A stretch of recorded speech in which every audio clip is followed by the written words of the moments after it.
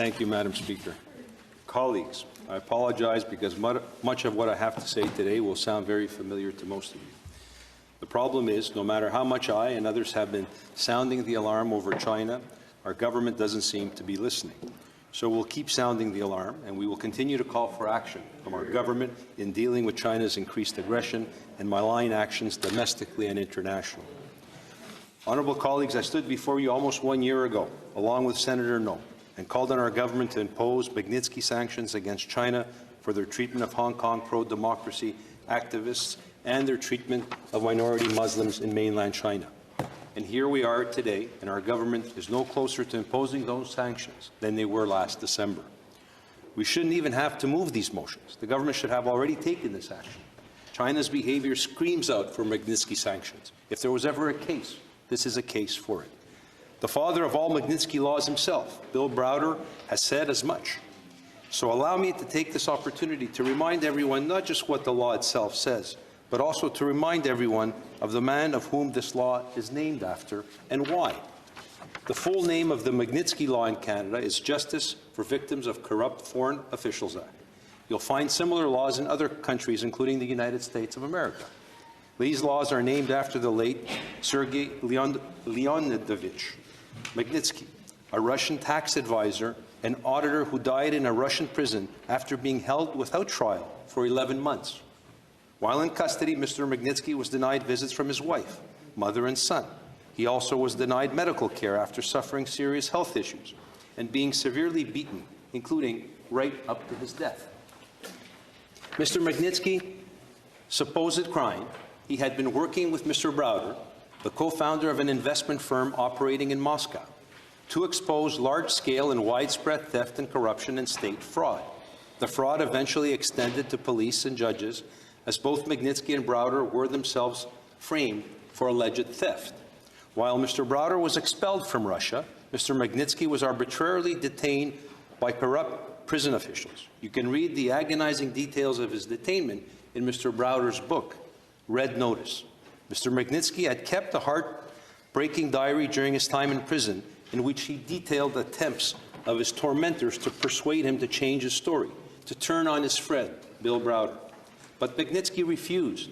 He held steadfast in his belief that he must stand for truth and do the right thing, all the while knowing that it would be so easy to just do as they wanted, and all of his suffering would be over, and he would be able to be with his family again.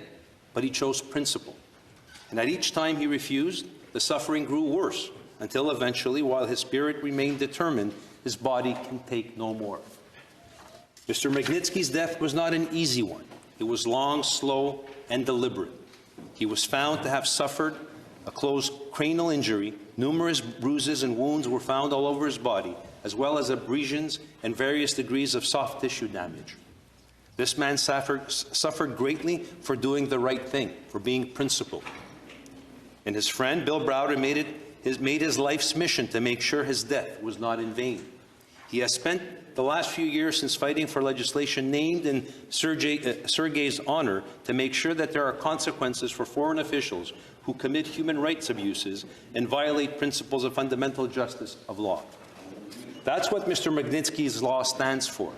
Our colleague, Ronelle Andrachuk, the Honourable Ronelle Andrachuk, made it her personal priority to see it passed here in Canada.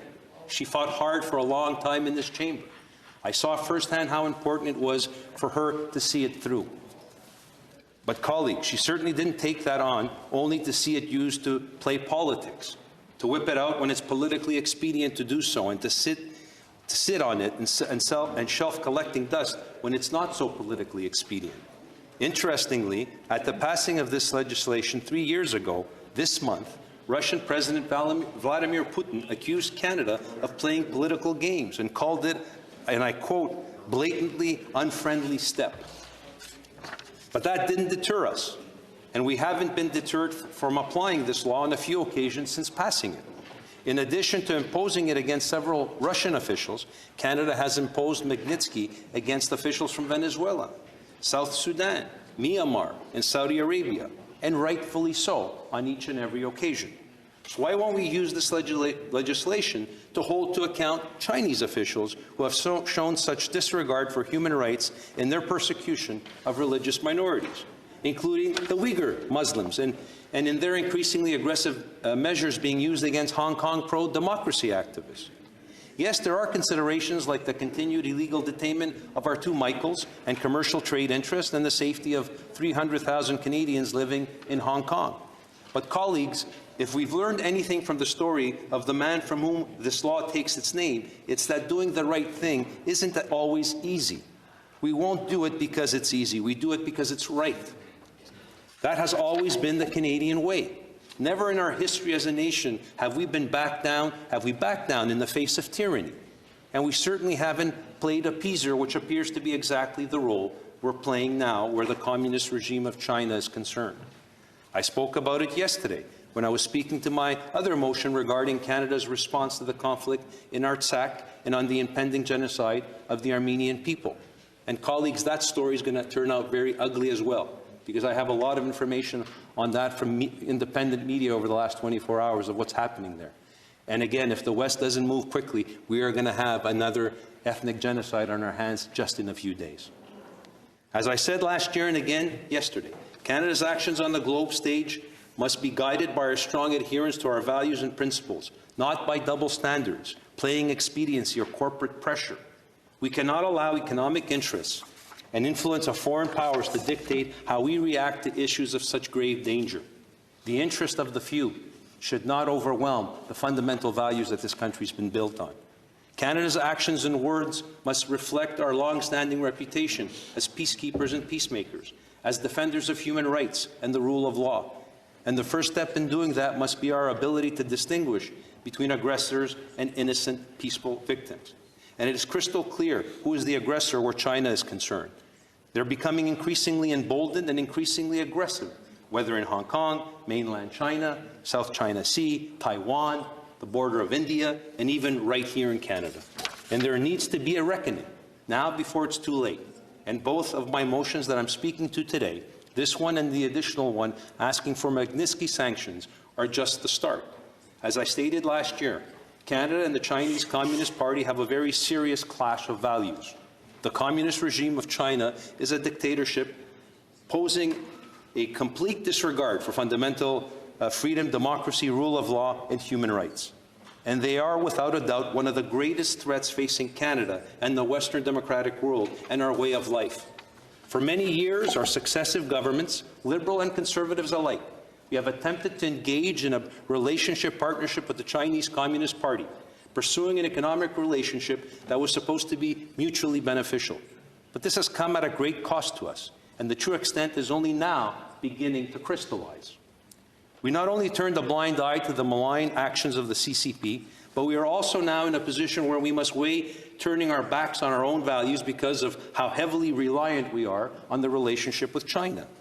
We allow our values to take a back seat to our zealous pursuit of cheap goods and foreign markets for our goods. Quite blatantly, we've allowed ourselves to be put in a compromising position. And now the time has come to decide who we want to be as a country and what we want to stand up about.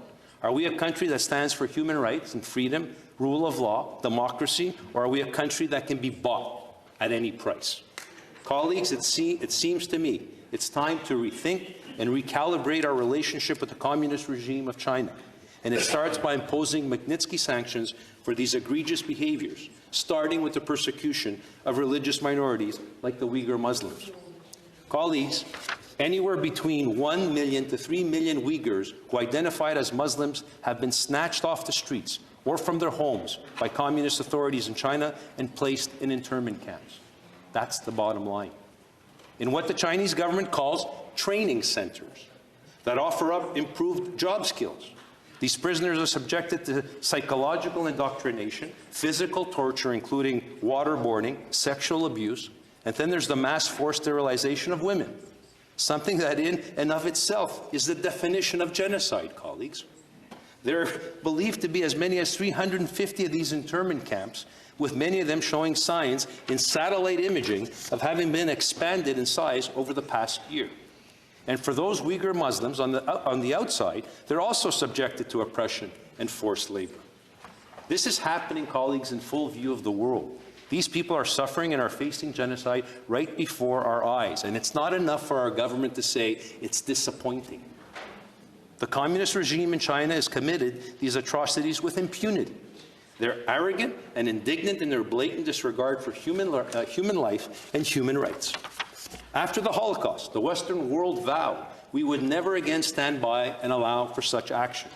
And then we had Rwanda.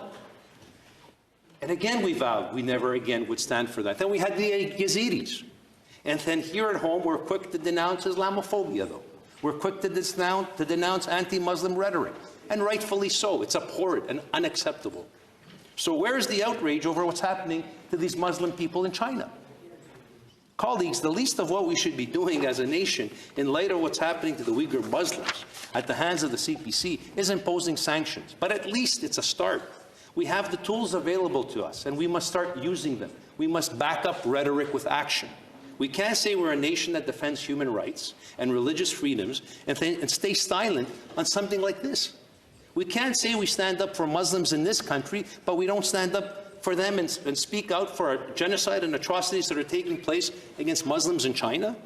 It makes no sense, colleagues. And that's why I hope we'll support this motion, and I hope the Canadian government finds it in their heart and in their mind to understand that it's not enough just to express disappointment and in terms of rhetoric, but we need to provide action. We have the tools, and the Magnitsky Act is the ideal tool to start with. Thank you, colleagues.